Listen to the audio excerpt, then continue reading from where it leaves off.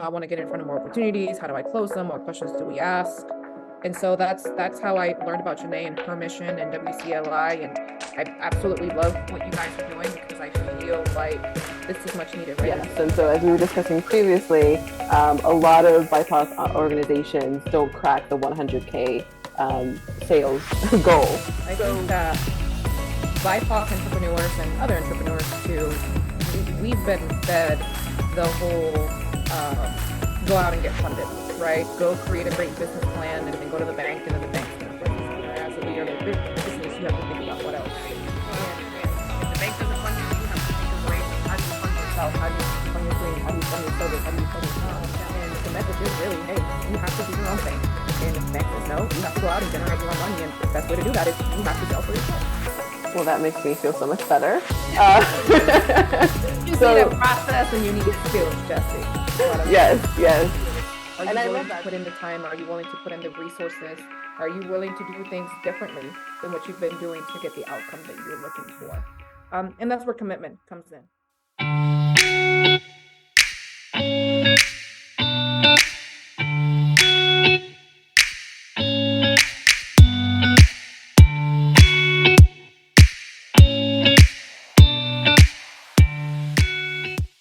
Right, welcome everyone to today's WCLI CEO Roundtable.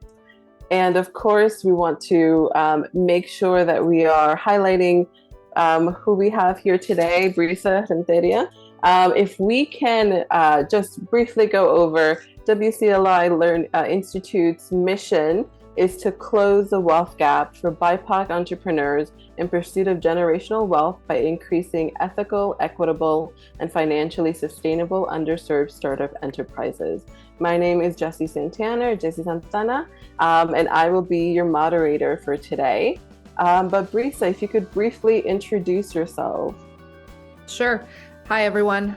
As Jessie said, my name is Brisa Renteria, and I am the CEO of Improved Growth, where we help companies find top-performing sales talent the first time. Wonderful. And so, Brisa, if you could sort of, how did you find this opportunity for yourself? How did you create this opportunity for yourself? So, funny enough, Janae, the founder, and I, we've had worked together back maybe a year or two ago at this point. Time just kind of flies by, so it might be 2 years at this point. And so one of the reasons why Janae and I started working together is we were talking about sales process and closing deals, and we actually met at a conference, and I want to say it was a women's conference maybe. And it was, if it was back a couple years ago, it was during a time where DEI was very heavy, right? And so a lot of conferences were geared towards women and minority women. Janae and I met at that place, and I was speaking actually there. And so she heard me talk, and the conversation started about sales, right? And her wanting to talk a little bit more about, well, I want to get in front of more opportunities. How do I close them? What questions do we ask? And so that's how I learned about Janae and her mission and WCLI. And I absolutely love what you guys are doing because I feel like this is much needed, right? There's a ton of accelerators. There's a ton of foundations out there. What I love about the accelerator that you all have in place is that it's specifically not only focused on a BIPOC leader, but it's also focused on not only talking about structure, but it's also talking about, sure, you need funding, sure, you need structure, sure, you need to have some type of formation for your business, but you also have to go out there and you have to sell. I feel like a lot of incubators and accelerators and those types of programs, they do a great job at setting the infrastructure, and having infrastructure is great, but you got to go sell something, right? Because if you don't go out and sell something, it doesn't matter how great your infrastructure is unless you know how to go out there and go get it. And Janae and I, we've talked extensively about the fact that a lot of places just really focus on the marketing piece, and marketing's great, but once marketing does its job of generating the lead, you still have to go in there and convert the lead, right? And so what I love about what you all are doing is that you are not only focused on that formation and that marketing and branding piece, but you are focused on the sales piece, which is a huge gap that's not being filled out there. So yes, and so as we were discussing previously, a lot of BIPOC organizations don't crack the 100K sales goal. So what do you think is sort of some of the challenges that BIPOC entrepreneurs face today? yeah, I think two things. I think that BIPOC entrepreneurs and other entrepreneurs too, we've been fed the whole go out and get funded, right? Go create a great business plan and then go to the bank, and then the bank's going to fund you. And what I have found is a lot of us go through that route, right? Of let me create a business plan and then let me go to the bank. And I'm not saying that that's not right, but you also have to think in terms of what happens when the bank doesn't fund you, right? What happens when you go through this process, you go to the bank and the bank says, you know what, thanks, but no thanks, for whatever reason that's going on behind the scenes. And so at that point, as the business owner, as the leader of your business, you have to think about what else. And what I think that BIPOC leaders miss a lot is the fact that, you know, they follow that instruction without necessarily having a plan B, which is what happens if you don't get funded. And what happens when you don't get funded is you should still go out there and be your own bank, right? You should go out there, and if the bank doesn't fund you, you have to think of ways of how do you fund yourself? How do you fund your dream? How do you fund your service? How do you fund your company? And the best way to do that is you have to go out and sell. But the challenge that I see is nobody's necessarily getting that message out there. And the message is really, hey, you have to be your own bank. And if the bank says no, you have to go out and generate your own money. And the best way to do that is you have to sell for yourself. So that's typically what we see. So I'll give you myself, for example. I'm a person who's a little bit of an introvert when it comes to that sales process. How does one get sort of started in generating and creating your own bank, so to speak? Yeah, good question. So personality has little to do with sales. All right. And I know that's different than what you've probably heard. We have heard that, you know, people with charismatic personalities or outgoing people, they're the best salespeople. And I hire salespeople for a living. And I can tell you that salespeople who have these outgoing personalities, they're very talkative, they're very charismatic, they actually tend to make the worst salespeople. And they tend to make the worst salespeople because they won't stop talking a lot of times. And when you won't stop talking a lot of times, you're going to miss what the prospect's saying. And what the prospect's saying are things that you need to know and leverage throughout your process that's going to help you actually close a deal. So we find that personality really has nothing to do with whether or not you can sell. What does matter is having a process, right? Understanding that if I meet with a prospect today and we have a discovery call today, what are the steps that I need to take as a salesperson to be able to take them from a suspect to an actual qualified opportunity? We find that a lot of salespeople, when they have a discovery call or they have an appointment with a prospect, there's not necessarily a process nor a strategy nor an outcome that you want to walk away with. You just kind of show up and throw up and hope and pray that it closes.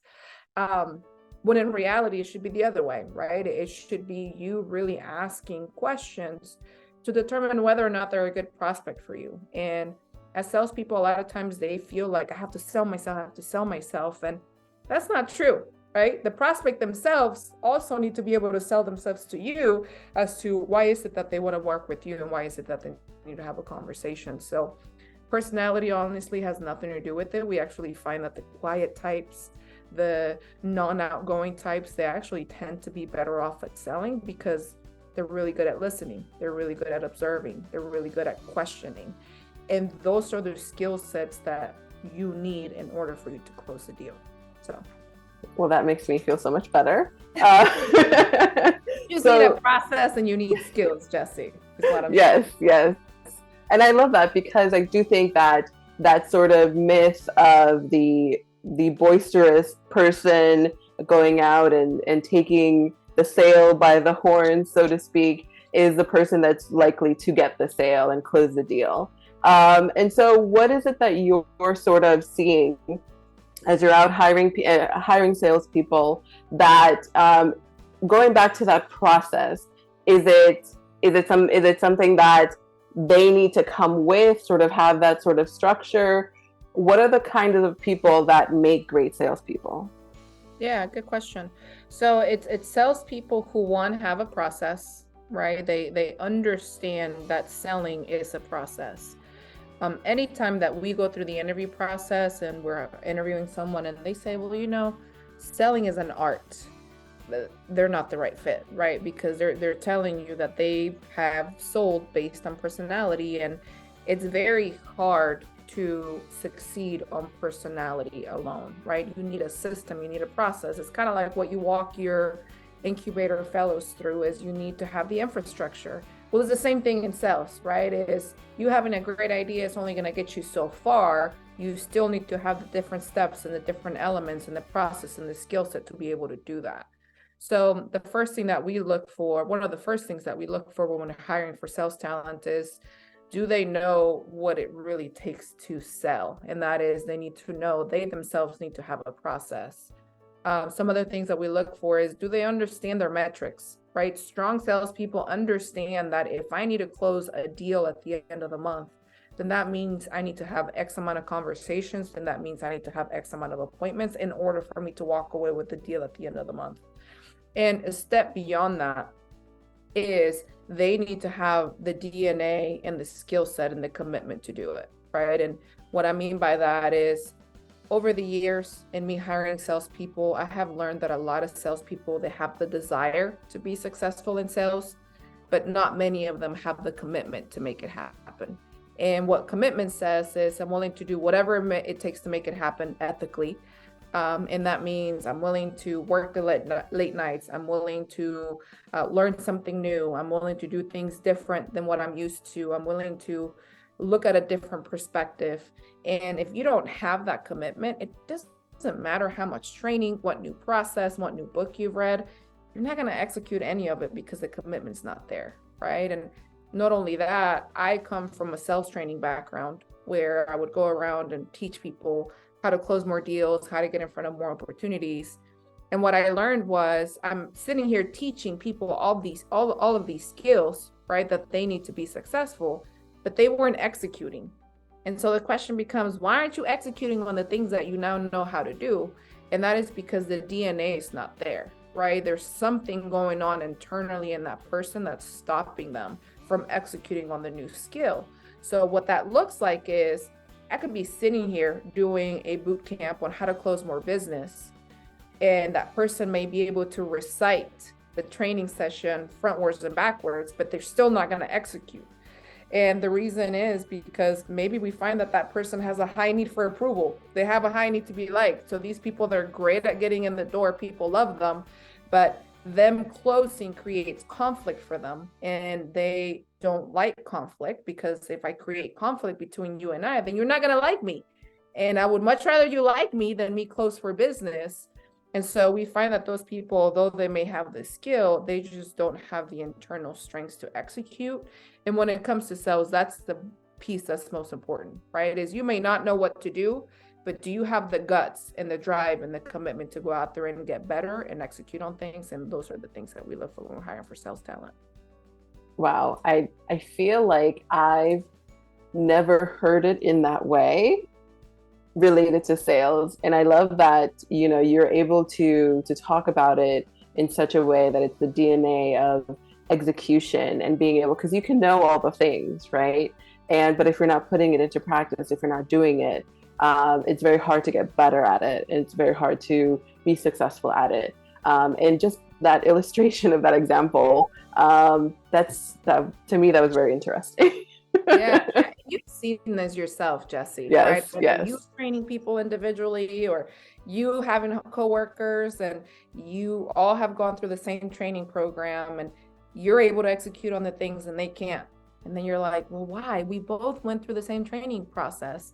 And a lot of times it has nothing to do with the trainer, nothing to do with the manager. A lot of times it's the person themselves, right? And what is it that they have in between their ears that's stopping them from doing the things, right? At the end of the day, we do what we believe, right? And we can only execute at the level in which we see ourselves conceptually.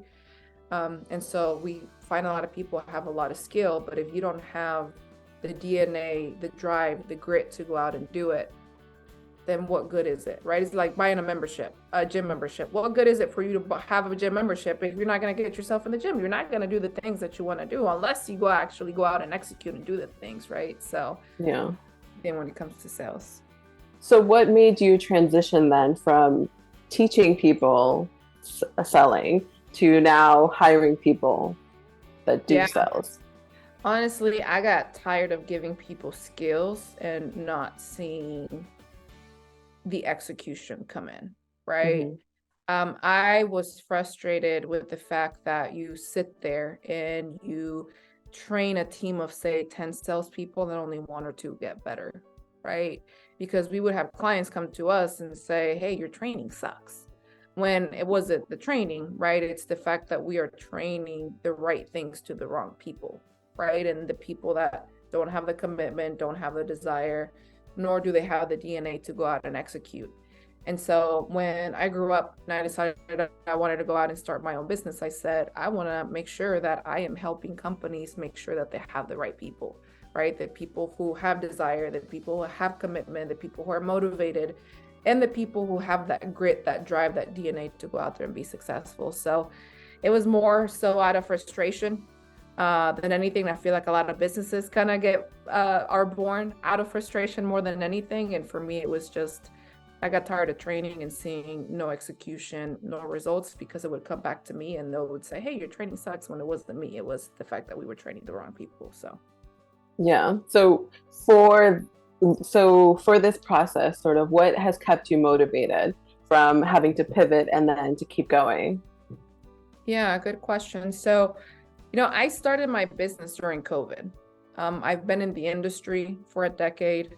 I graduated from college, and I always tell people that I was the person that I was going to be military. I was never the person that said, I'm going to go to school and I'm going to do this and I'm going to do that, right? I was the person that was like, let me just get the easiest way out into anything. And for me, it was going military, not knowing what is it that, military individuals go through. And so changed my mind through that, went to college, and I went out and I started working in the sales training industry. And I tell people that I feel so lucky. I feel like God has my back. I feel like God knew who I was, and he's like, listen, just do this one thing and you're going to be okay. You don't have to sit there and figure it out. Just listen to me, do this, and you're going to be fine. And that's exactly what I've done over the last decade at this point. And back in 2020, I started my own business, and it was hard. I had just had a baby, right? My baby was born June 2020. I started the business September of 2020. And I thought, what better time to start a business than when the economy's down the drain and nobody's buying, right? And at that point, there's nowhere for you to go but up, right? And so what's kept me motivated is, one, there's not enough people sharing the message of why sales is so important. I feel like the message of marketing being important is shared, right? I feel like the message of social media being important. I feel like the message of creating an infrastructure is shared, and business owners buy into that. But I don't feel like the message of go out there and sell something is shared, right? And so that in itself keeps me motivated. And then on the personal side, there's not a lot of people that look like me who are in my industry, right? I actually work with a client now who decided to work with me because he said, there's not a lot of young Hispanic women who do what you do.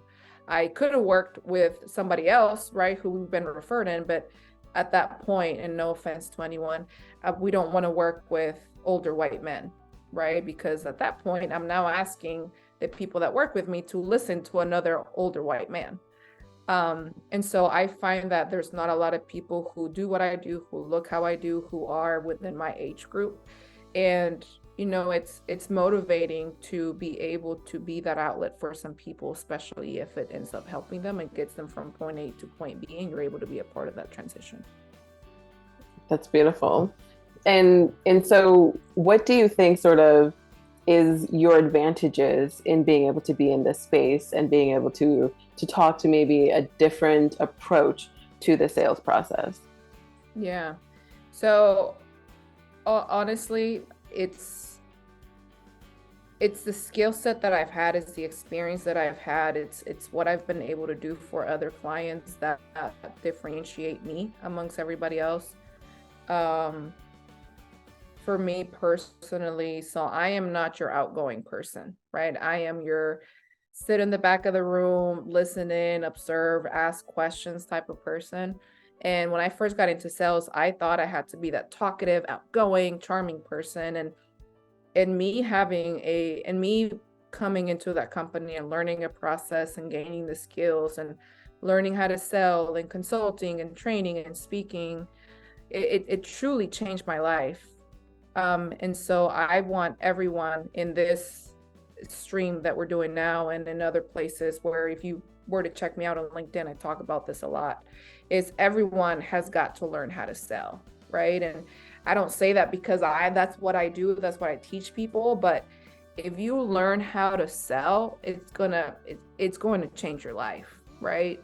And I say that because sooner or later we all end up in sales, right? My husband, who majored in accounting, he got his bachelor's degree in accounting, master's degree in accounting, and his goal was to become partner at a big four in accounting.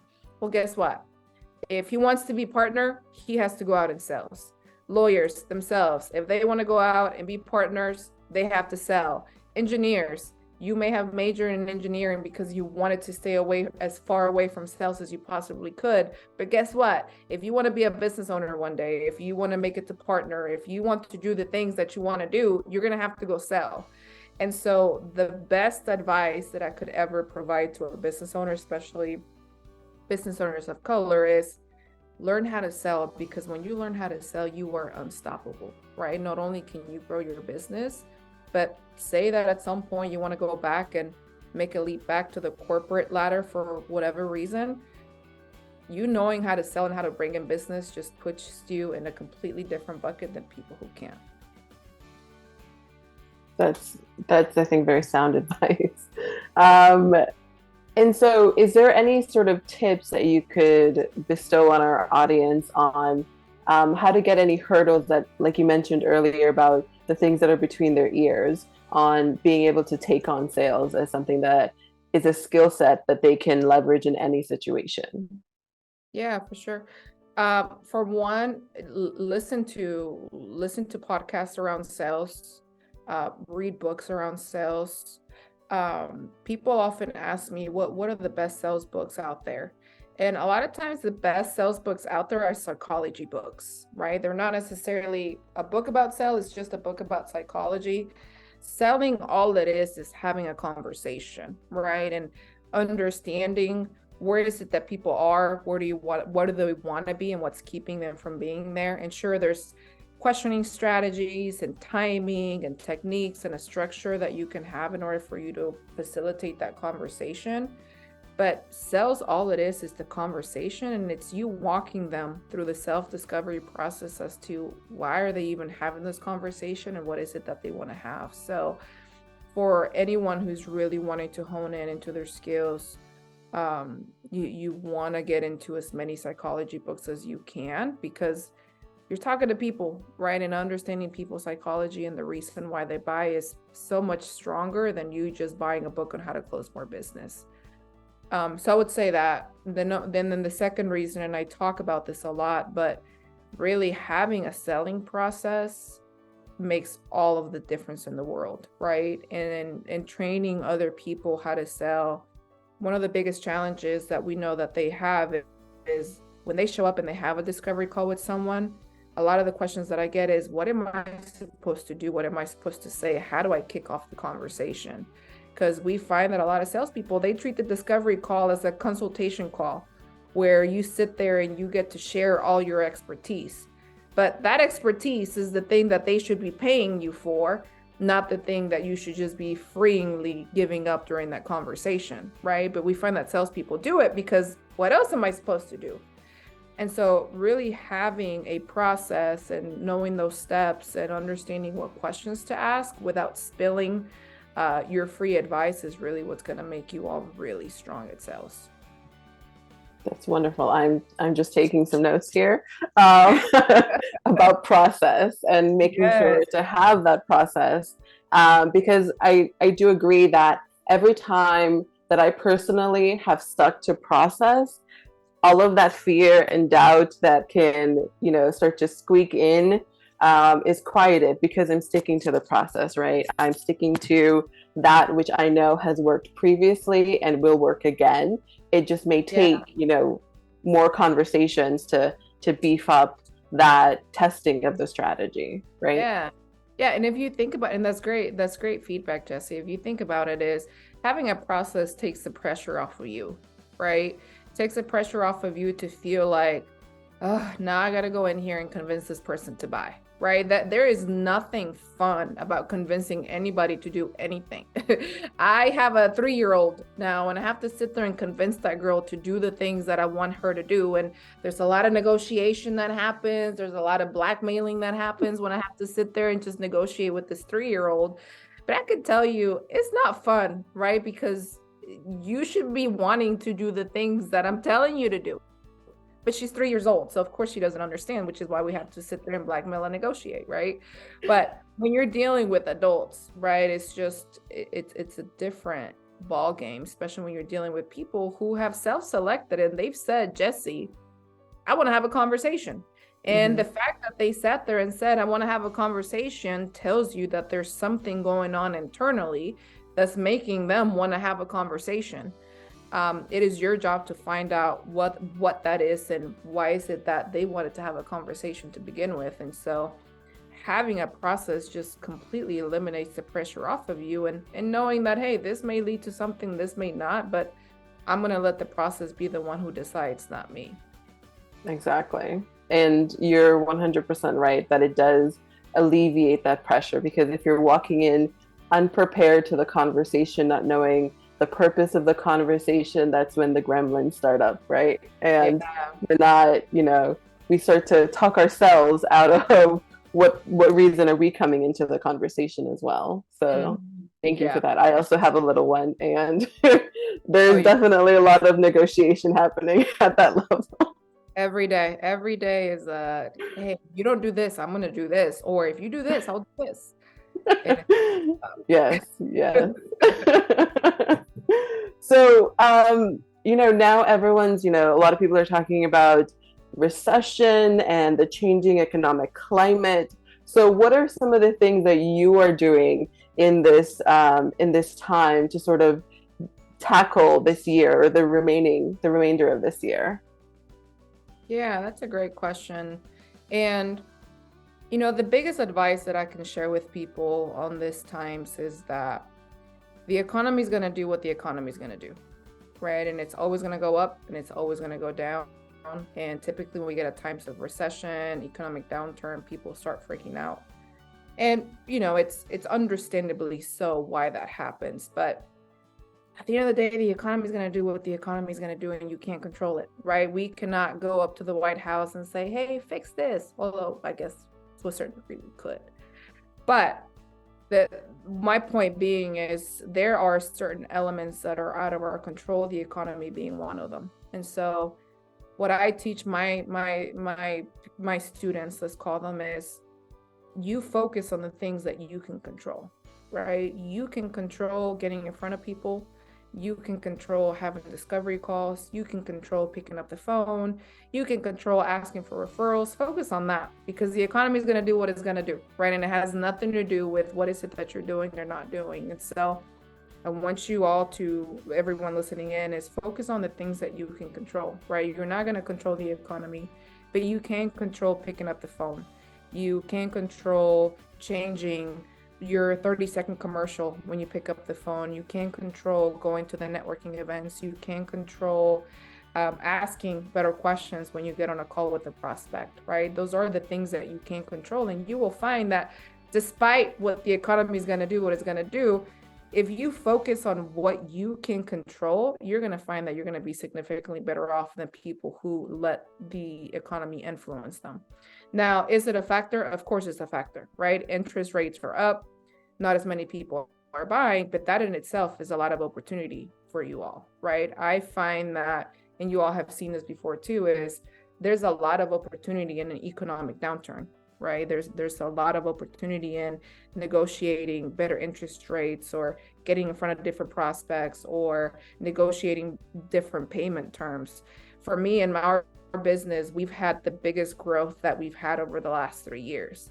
Now, a lot of it is the fact that, we're in an industry that some businesses either they're looking at the numbers and they're saying, holy cow, we have got to better this, right? And that's why we've done so well. But then we've also are in an industry where some clients say, listen, we have to cut down costs and we cannot invest in training.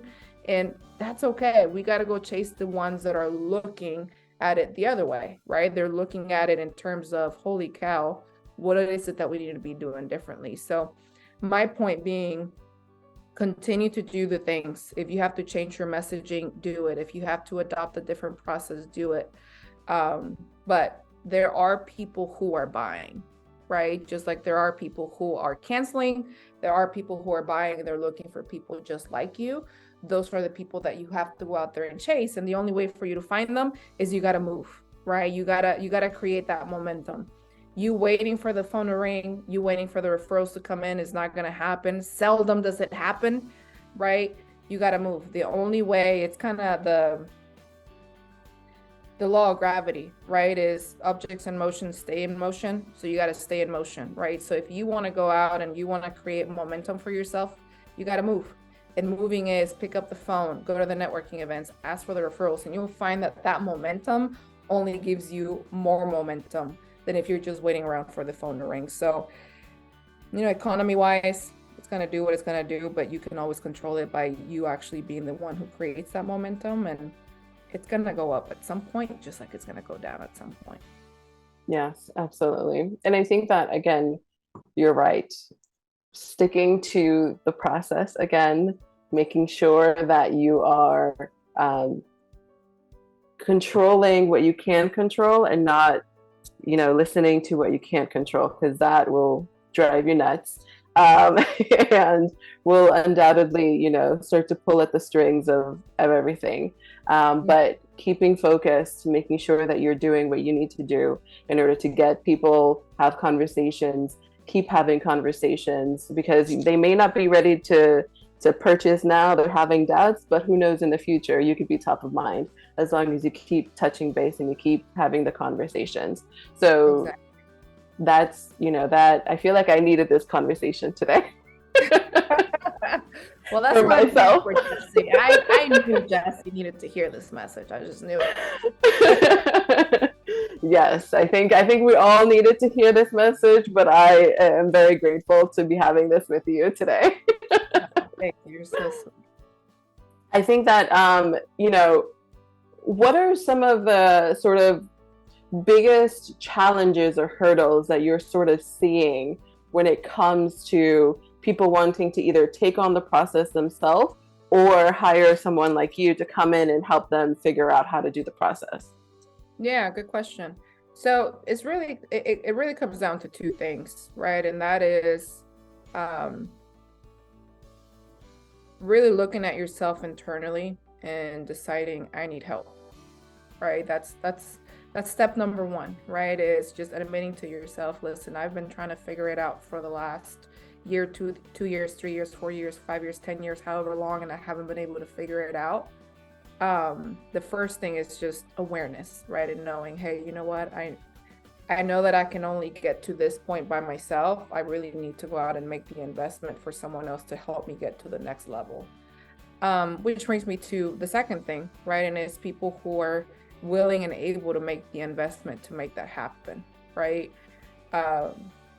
So it's one, awareness, two, willing and able to make the investment. And so I believe that time is, of course, an element when it comes to doing anything. But again, objects in motion, right? Is if I want to get to a certain point, that means I got to move. Now, in order for me to move, I got to make the commitment to move. And not only do I have to make the commitment to move, but that investment also needs to be there. And the investment is so much more than just money, all right? The investment a lot of times is the time that you're willing to put through this. Janae would tell you, right? Because Janae went through my training program a couple of years ago, I think. at this point. I keep saying a couple of years, it could be a year. But Janae went through the process of, we were meeting together at least once a week, and she would email me, and there's behaviors that you have to do, and there's a lot of relearning that you have to do for yourself, right? And that in itself is an investment, right? So it's more than monetary. Is, are you willing to put in the time? Are you willing to put in the resources? Are you willing to do things differently than what you've been doing to get the outcome that you're looking for? And that's where commitment comes in, right? Again, as I shared earlier, is we find that there's a lot of salespeople who have desire to be successful, but they don't have the commitment to do it, right? They don't have the commitment to spend the time, to do the homework, to do things differently, to go to the coaching sessions, to ask the questions. And, that's an investment. If you're not willing to make the investment in yourself, then there's no way anybody can do more than what they're doing unless you are willing to go through that journey and you have that commitment. Yeah, absolutely. And I feel like commitment and execution is something that is coming up a lot, right? In this conversation. And it's definitely, you can give everyone all of the knowledge that they need in order to be successful, but if they choose not to execute and implement it, it's very hard for that success to come. Exactly. Especially if they have things that they need to work on, like you mentioned, unlearning some of the things, so that they can relearn the things that they need to in order to move to that next level. Yeah. And it really, I would say that's the key to anything, right? And it's not just sales. We're talking today sales perspective, right? But it really is, execution is the piece that's going to keep you moving, because we can be really good at having all these ideas and creating all these plans and thinking of all these things, and they may sound really great in your head, but you're not going to know until you go out there and you do it, right? And we find that a lot of people, it's in the doing that they're going to fall off. We also find that there's people who make the investment in the process and the training, but they won't execute. And I cannot execute for you, right? I can teach you the tools, I can teach you how to fish, I can give you the skills and the process and work on your DNA, but if your execution's not there, I can't fish for you, I can't lose weight for you, I can't close for you, right? I can give you the skills, and commitment is really the thing that's going to keep you moving, and it's going to show you, and you executing, right? It's going to show you, holy cow, this stuff really does work. But it's hard for you to know that unless you actually go out and you do it, right? And we do have a few people who go through the process and they just won't execute. And that's unfortunate, right? Because again, you're making, at that point, they're making the investment monetarily, but you paying for something is not gonna fix the issue, right? What fixes the issue is you actually doing it and making those changes. Yeah, absolutely. So where can people connect with you further? And thank you so much for this conversation. It has been something that has been eye-opening for me. It's definitely helped me to think of the sales process in a much better light, and not as scary as I previously thought. But how can people connect with you, learn more about the things that you're working on and doing, and where would you like for them to reach out to you? Yeah, for sure. So connect with me on LinkedIn. You can find me. There's not a lot of Brisa Renterias out there. So you should be able to find me on LinkedIn. I try to post at least once a week. I've kind of fallen off for the last couple of months or so. But we provide a lot of great content on LinkedIn. We also have a YouTube channel. You can find our YouTube channel as Improve Growth.